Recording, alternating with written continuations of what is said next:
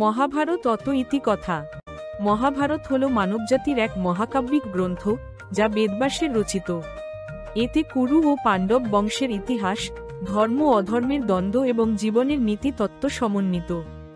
আদি পর্ব মহাভারতের সূচনা, যেখানে কাহিনীর মূল ভিত্তি স্থাপিত হয়েছে। আদি পর্ব প্রথম অধ্যায়, বংশ পরম্পরার বিবরণ এবং ঘটনাবলী। নৈমিষ কাননে শৌনকাদি মুনিগণ 12 বৎসর ধরে যজ্ঞ করছিলেন। সেই সময় লোমহর্ষণের পুত্র সৌতি সেখানে উপস্থিত হন। মুনিগণ তাকে অভ্যর্থনা জানিয়ে প্রশ্ন করেন, সৌতি, তুমি কোথা থেকে এলে? সৌতি উত্তর দেন, আমি বিভিন্ন তীর্থ ভ্রমণ শেষে এখানে এসেছি। এখন তোমাদের ধর্ম, ইতিহাস, পুরাণের কথা বলতে প্রস্তুত আছি।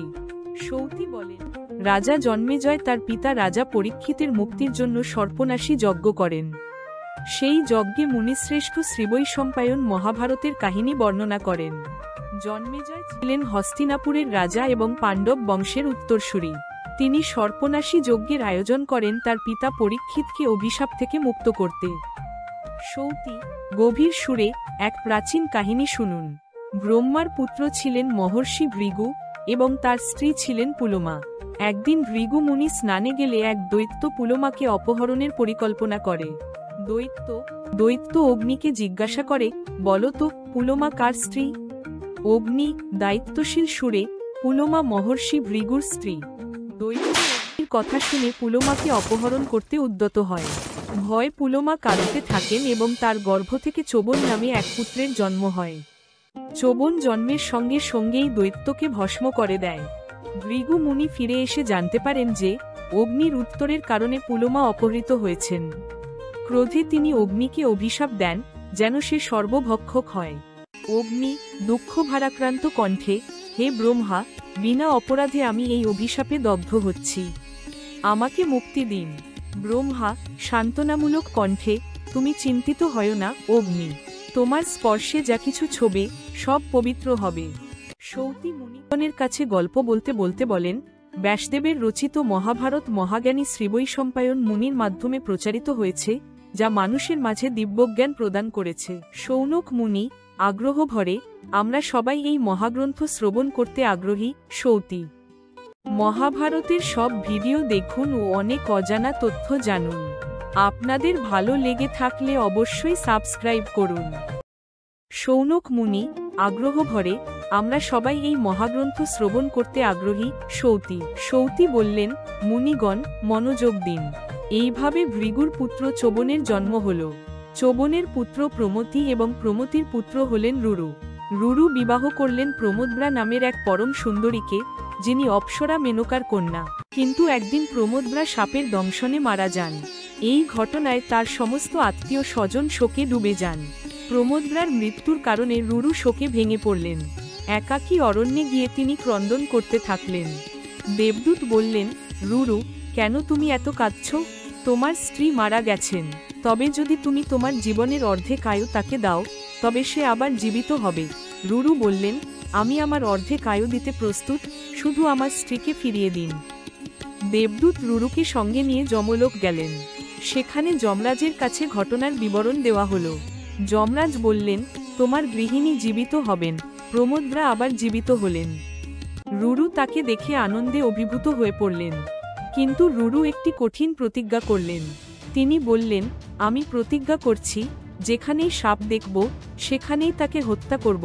এরপর থেকে রুরু একটি দণ্ড হাতে নিয়ে অরণ্যে ঘুরে ঘুরে সাপ খুঁজতে থাকলেন।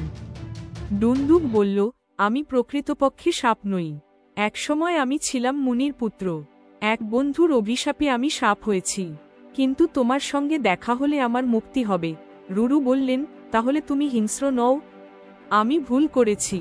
ডুনডুব বলল, পূর্বে রাজা জন্মেজয় সর্পযজ্ঞ করেছিলেন, কিন্তু ব্রাহ্মণ আস্তিক সর্পদের রক্ষা করেছিলেন। সেই কাহিনী শুনলে তোমার হৃদয় প্রফুল্ল হবে। রুরু বললেন, আমাকে সেই কাহিনী শোনাও। ডুনডুব অন্তর্ধান করলেন। রুরু তার পিতার কাছে ফিরে গিয়ে সর্পযজ্ঞ ও আস্তিকের কাহিনী জানার অনুরোধ করলেন। প্রমতি বললেন, আস্তিকের কাহিনী এক অপূর্ব গল্প। এটি মহাভারতের একটি অংশ। এর শ্রবণে মন তৃপ্ত হয়। রুরু তার ভুল বুঝতে পেরে হিংসার পথ ত্যাগ করলেন। প্রমোদব্রার সঙ্গে সুখী জীবন যাপন করলেন। এই কাহিনী ভৃগু বংশে একটি মহৎ শিক্ষার উদাহরণ হয়ে রইল। জটাচার্য বংশে জন্ম নেন এক ঋষি জরৎকারু। তিনি ছিলেন পরম যোগী, ত্রিজগতে বিখ্যাত। তিনি অরণ্যে ঘুরে বেড়াতেন, উন্মত্ত বেশে অনাহারে ধ্যানমগ্ন জীবন কাটাতেন। একদিন অরণ্যে ঘুরতে ঘুরতে ঋষি জরৎকারু একটি গর্তে দেখলেন কয়েকজন মানুষ। তারা একটি উলামের মূল ধরে ঝুলে আছেন। সেই মূলটি ইঁদুর ক্রমাগত কেটে দিচ্ছে। বিস্ময় ঋষি তাদের জিজ্ঞাসা করলেন, তোমরা কেন এখানে ঝুলে আছো?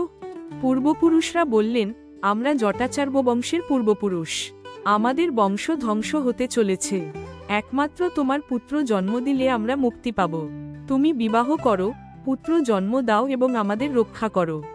জরৎকারু বললেন, আমি বিবাহ করব, তবে শর্ত হল যদি আমার নামে কোনো কন্যা থাকে এবং সে আমাকে বিবাহ করতে চায়, তবেই বিবাহ করব। তার গর্ভেই আমাদের বংশের উত্তরসূরি জন্মাবে। ঋষি জরৎকারু শর্ত নিয়ে দেশ দেশান্তরে ঘুরতে লাগলেন, কিন্তু কোথাও এমন কন্যার সন্ধান পেলেন না। একদিন তিনি মহাবনে প্রবেশ করে ডাকলেন, কন্যা কার আছে, দাও আমাকে।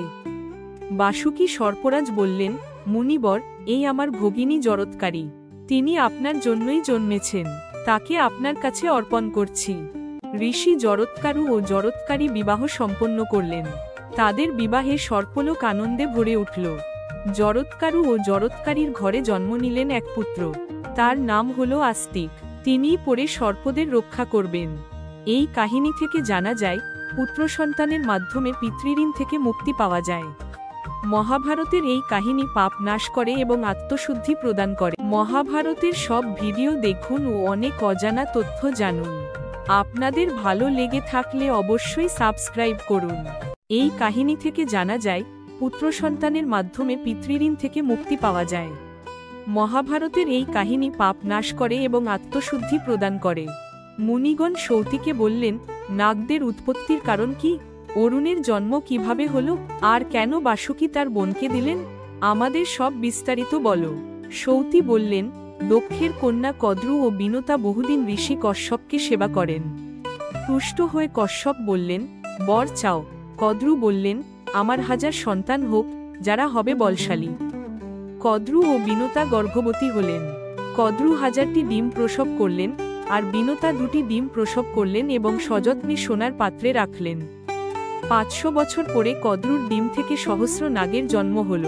কদ্রু তাদের পেয়ে খুব আনন্দিত হলেন, কিন্তু বিনতা তখনও সন্তানের মুখ দেখতে পেলেন না।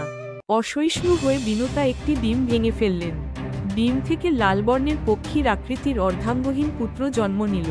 ক্রোধে সে বলল, তুমি আমাকে অসম্পূর্ণ জন্ম দিয়েছ, এজন্য আমি তোমাকে শাপ দিচ্ছি। অরুণ বললেন, তোমাকে শাপ দিচ্ছি, তুমি চিরকাল দাসত্ব করবে। তবে এই দ্বিতীয় ডিমে যে মহাবীর পুরুষ জন্মাবে, সে তোমার মুক্তির কারণ হবে। ডিমটি যেন অকালেই ভাঙা না হয়। এরপর কদ্রু ও বিনতা একসঙ্গে একটি অসাধারণ অশ্ব দেখলেন। তার নাম উচ্চৈশ্রবা।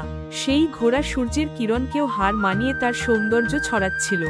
মুনিগণ সৌতিকে প্রশ্ন করলেন, সমুদ্র মন্থন কেন হয়েছিল? সৌতি বললেন, এই ঘটনা মহাভারতের অমৃত সমান অংশ, যা শুনলে পুণ্য লাভ হয়। কাশিরাম দাস বলেন, মহাভারতের কথা অমৃতের মতো শ্রুতিমধুর। এই কাহিনী শুনলে পুণ্য হয়। মহাভারতের সব ভিডিও দেখুন ও অনেক অজানা তথ্য জানুন। আপনাদের ভালো লেগে থাকলে অবশ্যই সাবস্ক্রাইব করুন। কাশিরাম দাস বলেন, মহাভারতের কথা অমৃতের মতো শ্রুতিমধুর। এই কাহিনী শুনলে পুণ্য হয়। সৌতি বললেন, মুনিগণ, অবধান করুন, কিভাবে পূর্বে সমুদ্র মন্থন হয়েছিল। ব্রহ্মা দেবতাদের সমুদ্র মন্থনের প্রস্তাব দিচ্ছেন। পৃথিবীর সব মহৌষধি একত্র করে মন্দার পর্বতকে সমুদ্রের মধ্যে ফেলে সমুদ্র মন্থন করার প্রস্তাব করা হয়। ব্রহ্মা জানিয়েছিলেন যে সমুদ্র মন্থনের মাধ্যমে সুধার উৎপত্তি হবে এবং সেই সুধা পান করে দেবতারা অমরত্ব লাভ করবেন। দেবগণ ও অসুরগণ একত্র হয়ে ব্রহ্মার পরামর্শে গদাধর নারায়ণের নেতৃত্বে সমুদ্র মন্থনের উদ্যোগ গ্রহণ করেছিলেন। বিষ্ণুর অনুমতি নিয়ে দেবতারা মন্দার পর্বতকে তুলে নেওয়ার চেষ্টা করেন, কিন্তু অতিমাত্রায় উচ্চ এই পর্বত, যার উচ্চতা 11 সহস্র যোজন, তা তুলতে তারা ব্যর্থ হন। দেবতারা একসঙ্গে অনেক পরিশ্রম করছেন, কিন্তু পর্বতটি নড়ছে না। ক্লান্ত এবং বাধ্য হয়ে তারা বিষ্ণুর কাছে নিবেদন করেন এবং সাহায্য চাইলেন। বিষ্ণু অনন্ত শয়নে শুয়ে আছেন, বিষ্ণুর আদেশে অনন্ত মহীধর মন্দার পর্বতকে নিজের শক্তি দিয়ে তুললেন এবং অনন্ত নাগ সমুদ্রের তীরে নিয়ে এলেন। দেবতাদের হাতে সমুদ্র মন্থনের জন্য দিলেন। দেবতারা বিষ্ণুর দিকে কৃতজ্ঞ দৃষ্টিতে তাকিয়ে। এরপর দেবগণ সমুদ্রের তীরে গেলেন এবং বরুণকে বললেন মন্দার পর্বতকে স্থির রাখতে। বরুণ জানালেন যে তার শক্তি এত বড় পর্বতকে ধরে রাখতে সক্ষম নয়। তিনি জানান তার জলে একটি বৃহৎ কূর্ম রয়েছে এবং সেই কূর্মই মন্দার পর্বতকে স্থির রাখতে পারবে। দেবতারা কূর্মের আরাধনা করলে কূর্ম পর্বতকে নিজের পৃষ্ঠে স্থির রাখার জন্য সম্মতি দেন। কূর্মের পিঠে মন্দার পর্বত স্থাপন করে বাসুকী নাগকে দড়ি বানিয়ে মন্থন শুরু হল। দেবতারা বাসুকীর পুচ্ছ ধরলেন আর অসুররা ধরলেন তার মুখ। গিরি ঘর্ষণে শুরু হল সমুদ্র মন্থনের বিরাট কার্যক্রম। গিরি ঘর্ষণে বাসুকী নাগ নিঃশ্বাস ছেড়ে দেওয়ায় ধোঁয়া উঠতে শুরু করল এবং সেই ধোঁয়া আকাশে ছড়িয়ে পড়ল। এর ফলে অনেক মেঘের সৃষ্টি হল এবং সেই মেঘ বৃষ্টি করে দেবতাদের ক্লান্তি দূর করল। মন্তরণকালে সৃষ্ট কম্পনে সমুদ্রের জলচর প্রাণীরা মারা গেল। মন্দার পর্বতের ঘর্ষণে আগুন ধরে গেলে পর্বতে থাকা বৃক্ষ ও প্রাণীরা পুড়ে গেল। দেবরাজ ইন্দ্র করুণাবশত মেঘকে নির্দেশ দিলেন, যার ফলে সেই আগুন নিভে গেল। ঘর্ষণে ঔষধি বৃক্ষের রস সমুদ্রে মিশে গেল আর সেই রসের প্রভাবে সমুদ্রের জলচর প্রাণীরা পুনরায় জীবন লাভ করল। দেবতা ও অসুররা পরিশ্রম করতে করতে ক্লান্ত হয়ে পড়লেন, কিন্তু সুধার কোনো সন্ধান পাওয়া গেল না। তখন দেবতারা ব্রহ্মার কাছে গিয়ে বললেন, আপনার আদেশে সমুদ্র মন্থন শুরু হয়েছিল, কিন্তু অমৃত উৎপন্ন হল না, শুধু আমাদের পরিশ্রমই বৃথা গেল। পুনরায় মন্থনের মতো শক্তি আর কারো নেই। ব্রহ্মা বিষয়টি বিষ্ণুর কাছে নিবেদন করলেন। বিষ্ণু আশ্বাস দিয়ে বললেন, আমার সহায়তায় সমুদ্র মন্থন সম্পূর্ণ হবে। নারায়ণ দেবতাদের সুধা আবিষ্কারের আশ্বাস দিচ্ছেন। এরপর বিষ্ণুর শক্তিতে দেবতারা আবার মন্দার পর্বত ধরে সমুদ্র মন্থন শুরু করলেন। মন্থনের মধ্যেই আচমকা চন্দ্রোদয় হল। ষোড়শ কলাসপন্ন সুধাংশু চাঁদ উদিত হয়ে আকাশের 2 লক্ষ যোজন উচ্চতায় স্থিতি লাভ করল। তার সৌন্দর্যে সবাই মুগ্ধ হয়ে তৃপ্তি লাভ করল। তারপর পুনরায় মন্দার দ্বারা সমুদ্র মন্থন শুরু হল। এবার সমুদ্র থেকে উত্থিত হল ঐরাবত নামে এক বিশাল হাতি। তার শরীর শ্বেতবর্ণ এবং চতুর্দন্ত বিশিষ্ট। সবাই, দেবতা এবং অসুররা দেখছেন। এরপর সমুদ্র থেকে উত্থিত হল মদিরা। এরপর সমুদ্র থেকে উত্থিত হল উচ্চৈশ্রবা নামে অশ্ব। দেবতা এবং অসুররা তৃপ্তি লাভ করছেন। পারিজাত নামের অপূর্ব পুষ্পবৃক্ষ সমুদ্র মন্থনের ফলস্বরূপ আবির্ভূত হল, যা সুরপুরীর সৌন্দর্য বাড়িয়ে তুলল। অমৃতের কলস হাতে বাম কাখে নিয়ে ধনন্তরী দেবতা সুর ও অসুরদের সামনে উপস্থিত হলেন। এরপর কৌস্তুভ রত্ন আবির্ভূত হল, যা দেখে দেবতারা আনন্দে পুনরায় সমুদ্র মন্থনে মনোনিবেশ করলেন। কিন্তু মন্দার পর্বতের আন্দোলনে ক্ষীরোদ সাগরের ভেতরে বিরাট বিপর্যয় শুরু হল। বরুণ মহারাজ আর সহ্য করতে পারলেন না। তিনি তার সহযোগীদের নিয়ে চিন্তিত হয়ে পরামর্শ করলেন, কিভাবে এই মন্থন প্রক্রিয়া অব্যাহত রাখা যায়। বরুণ মহারাজার একজন পরামর্শদাতা বললেন, দেব চক্রপাণি নারায়ণের শরণ নিতে হবে। তিনি জানালেন, একটি কন্যা আছে, যিনি পূর্বে কমল কাননে জন্মগ্রহণ করেছিলেন। তার নাম লক্ষ্মী, যিনি মুনির অভিশাপে স্বর্গ ত্যাগ করে সমুদ্রের গভীরে আশ্রয় নিয়েছিলেন। সেই লক্ষ্মীকে নারায়ণের কাছে ফিরিয়ে দিতে হবে, তাহলেই সমস্যার সমাধান হবে। এই পরামর্শ শুনে বরুণ মহারাজা বিলম্ব না করে একটি দৃষ্টিনন্দন পালকি তৈরি করালেন। তিনি নিজে সেই পালকিকে কাঁধে তুলে নিলেন এবং তার পুত্রকে নিয়ে নারায়ণের কাছে গেলেন। নারীগণ চারপাশে চামর ঢুলিয়ে পরিবেশ শীতল রাখছেন। সহস্রফনা বিশিষ্ট শেষনাগ তার ফনাগুলো দিয়ে ছত্রের মতো ছায়া করে নারায়ণের মাথার উপরে ধরে রেখেছেন। লক্ষ্মী দেবীর আবির্ভাবে 3 ভুবন আলোকিত হয়ে উঠল। তার রূপ এতই মণিমুগ্ধকর ছিল যে সূর্যের আলো পর্যন্ত ম্লান হয়ে গেল। লক্ষ্মী কমল সদৃশ চেহারা নিয়ে চারদিকে আলো ছড়িয়ে দিলেন। তার কোমল পদযুগল ও বিদ্যুৎ বর্ণী শরীরের সৌন্দর্য সবাইকে মোহিত করল। তার আবির্ভাবে স্থাবর জঙ্গম থেকে শুরু করে সমুদ্র ও আকাশ পর্যন্ত সবাই আনন্দে আত্মহারা হয়ে উঠল। লক্ষ্মীকে দেখতে পেয়ে দেবকন্যা, নাগকন্যা, অপ্সরা এবং মানুষ সবাই উল্লাসে ফেটে পড়ল। হুল্লোড় ধ্বনিতে আকাশ বাতাস পূর্ণ হল। দেবতারা নারায়ণের কাছে কৃতাঞ্জলি দিয়ে প্রণাম করলেন। এরপরে বরুণ নারায়ণের কাছে এসে সসম্মানে তাকে প্রণাম করলেন এবং কৃতাঞ্জলি দিয়ে করুণভাবে বললেন, হে ভগবান, আপনি সূক্ষ্ম, আপনি স্থূল, আপনি সর্বরূপ ধারণ করেন। আপনি ব্রহ্মা, বিষ্ণু, মহেশ্বর এবং সমগ্র সৃষ্টির অধিকারী। আমার সমুদ্রের এই বিপর্যয় কেন ঘটল আমি বুঝতে পারছি না। আমাকে এর কারণ বলুন। নারায়ণ বরুণকে সান্ত্বনা দিয়ে বললেন, তুমি চিন্তা করো না। দুর্বাসা মুনির অভিশাপে লক্ষ্মী স্বর্গ ত্যাগ করে সমুদ্রের আশ্রয় নিয়েছিলেন। তাকে পুনরুদ্ধার করতেই সমুদ্র মন্থনের ব্যবস্থা করা হয়েছে। লক্ষ্মী ফিরে এলে ত্রিভুবনের সকল সমস্যা দূর হবে। তুমি চিন্তা ছেড়ে শান্ত হও। এরপর নারায়ণ সমুদ্র মন্থন বন্ধ করে দিলেন। বরুণ আনন্দিত হয়ে কৌস্তুভ রত্ন নারায়ণের গলায় পরিয়ে দিলেন। এই রত্নের কিরণ সূর্যের আলোকেও হার মানাল। লক্ষ্মী দেবী নারায়ণের সঙ্গে স্থান গ্রহণ করলেন। এরপর সমুদ্র মন্থন সম্পূর্ণভাবে বন্ধ হয়ে গেল এবং সব দেবতা ও অসুর তাদের নিজ নিজ স্থানে ফিরে গেলেন।